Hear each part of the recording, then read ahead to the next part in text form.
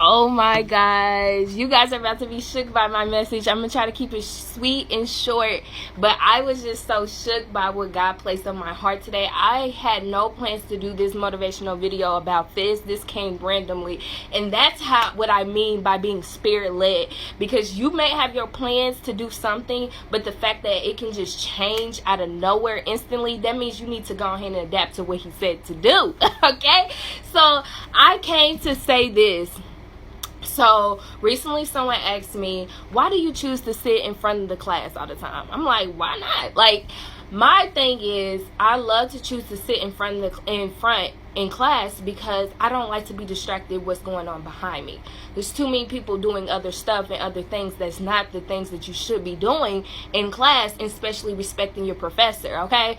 And so my thing is, I'm not trying to get off focus for nothing. Like, I want this degree. And so I remember that's my end goal. So in my head, it's like, eliminate the distractions, right away. Let me sit in front.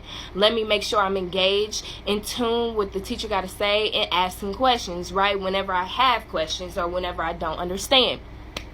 So it took me back to, I had this conversation not too long ago in the summer when someone, they saw me like sitting alone in front because no one really wanted to sit in the front. So it's just like, hey, I'll be that person. Look. And so I sat in front, and she came over there. She said, I saw you sitting by yourself. And I love her. And she was just like, I saw you sitting by yourself, so I just wanted to, join in with you. And I was like, oh, no, there's no reason. I just like sitting up front so I can make sure I'm engaged and that I'm not like distracted by anything. And she was so amazed by my answer that the fact that she took what I said and she took it for a later lesson for me, and that where I needed it the most to hear. And I didn't see what I said as something as a lesson until now. And until she had wrote this card to me. So, days later, she wrote a card to me. I'm going to read a piece of what she said. She said, I love when you told me that you always sit in front of the class so that you don't get distracted. Then she goes to say, I hope you apply that to your walk with the Lord. Keep your eyes on him always and not the distractions of the world. That blew my mind to the T, because it's like, I did not see how that little thing, that trait of mine, adapt, like it can basically transfer over to something with my relationship with God. And it touched me because it's like, that's how in tune and engaged that I am, and I'm hungry. And it took me to think of the moment in Luke chapter 2 verses 43 through 49. And I had to share this because Jesus was literally coming from a feast, him and his family, and his parents were wondering where he had went, because he had stayed behind to learn from the teachers, ask questions. He was more hungry and focused, and he was in tune with something that no one else around them understood. It was deeper than they knew. And so the funny thing about it, he was like, at the end, he said, why were you, because his parents was, worried. Parents get worried. So he said, Jesus was like, why were you searching for me? Okay. He asked, didn't you know I will be in my Father's house? That blew my mind. Like, you guys know that. Look, let me put my glasses on for this, because this is like a moment. Like, he said, didn't you know I will be in my Father's house? But they didn't understand what he was saying to them.